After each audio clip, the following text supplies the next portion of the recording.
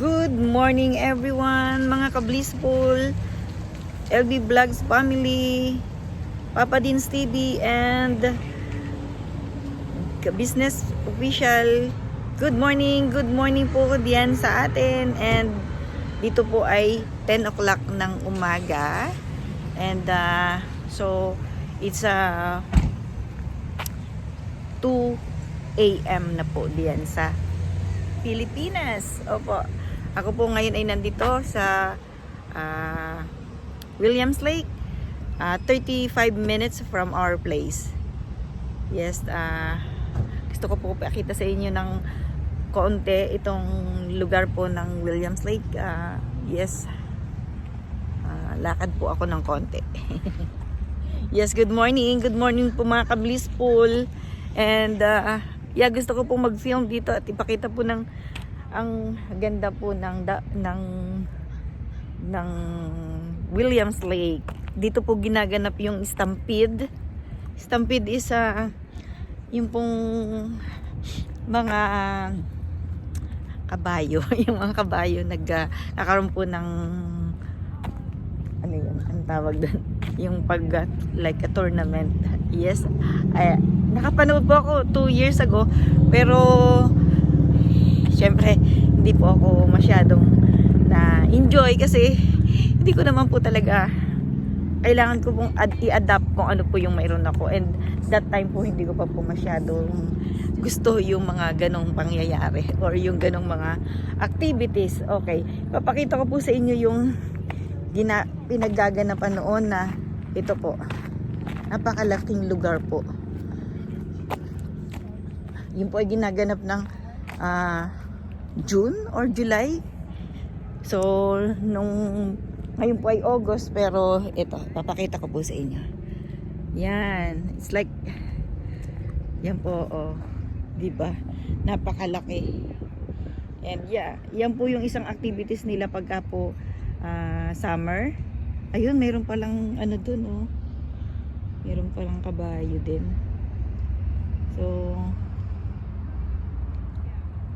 mausok po ng konti ngayon, pero kasi meron nga pong wildfire na nangyayari dito po sa lugar na to, na malapit din po sa amin, kaya wala naman pong mapupuntahan yung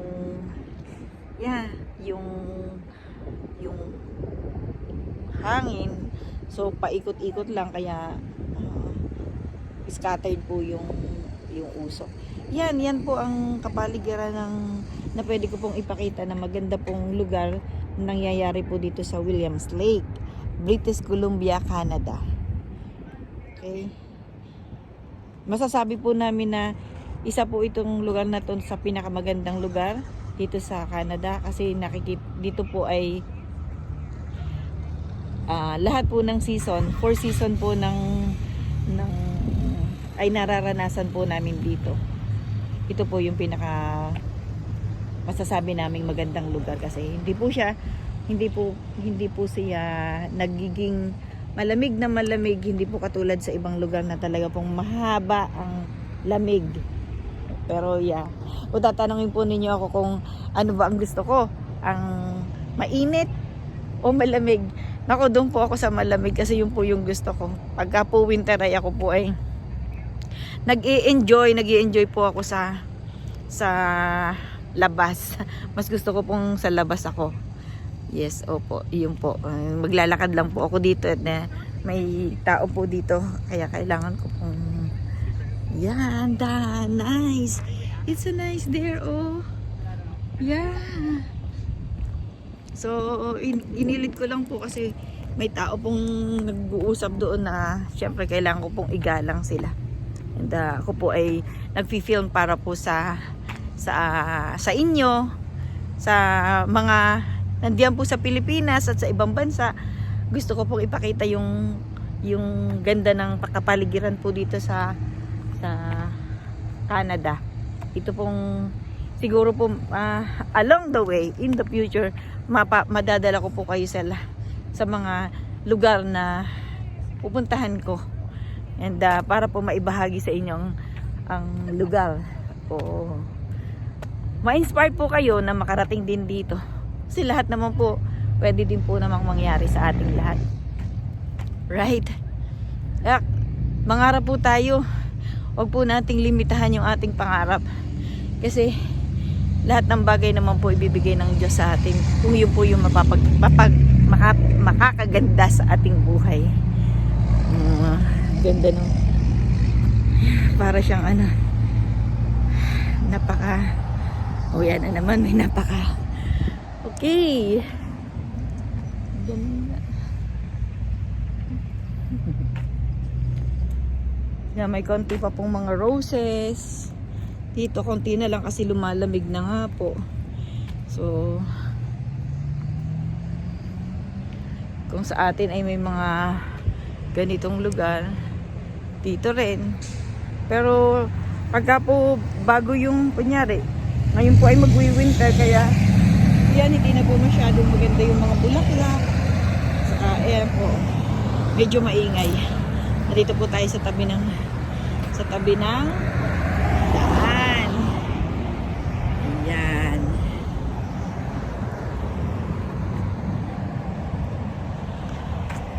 Alam niyo po ba na napakatagal ko nang gustong gawin itong pagbablog.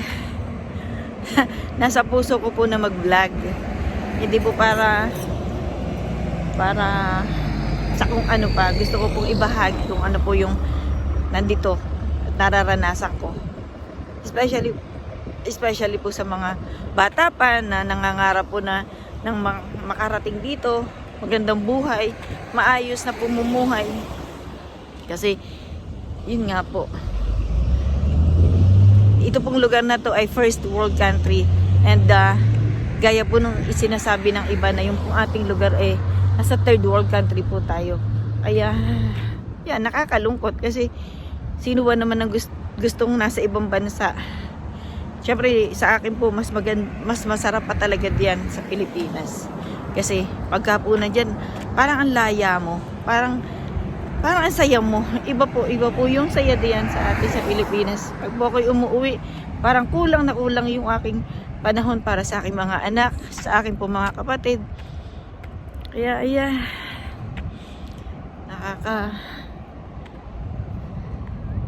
hindi ko po sinayang ang nung pagpunta namin dito, hindi ko po sinayang oras. Gusto ko pong ipakita sa inyo kahit ito lang pong parts na to, and posible po makarating din ako dun sa City Hall, kung paano po yung pagtrat nila sa mga tao sa City Hall. Pag nasa City Hall tayo, sana po magkaroon din ako ng time today. Yes, nandito na po tayo, pabalik na po tayo dito. Ito po yung First Drug Mart, and katabi po niya si Tim Hortons. Yeah, tahimik, napakatahimik po dito. Salamat po sa inyong pagsama sa akin, and wish you a blessed day. Thank you so much. Thank you mga ka-blissful, Papa Dins TV, ka-business official, and Elvis Vlog family. Thank you so much, and have a blessed day everyone.